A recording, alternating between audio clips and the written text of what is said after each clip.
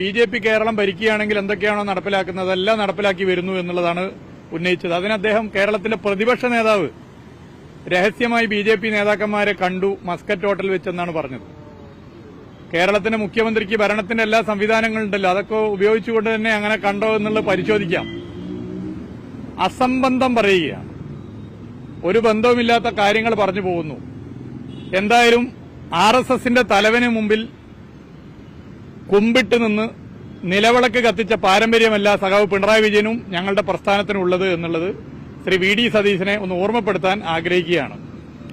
ഈ 50 ദിവസത്തിനിടയിൽ എത്രയെത്ര കാര്യങ്ങളാണ് ഒരു ബി.ജെ.പി. ഗവൺമെന്റാണ് കേരളത്തിൽ ഭരിക്കുന്നതെങ്കിൽ ചെയ്യുന്നത് പോലെ ചെയ്തിട്ടുള്ളത്.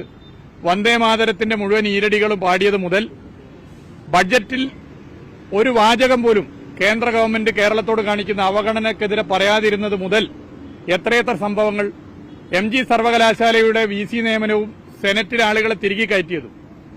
ഞങ്ങൾക്കെതിരെ പറയാനുള്ള ഈ ആർജവത്തിന് 100-1 ബി.ജെ.പിക്കെതിരെ പറയാനെങ്കിലും കേരളത്തിന്റെ ബഹുമാനപ്പെട്ട മുഖ്യമന്ത്രി തയ്യാറാകേണ്ടതുണ്ട്.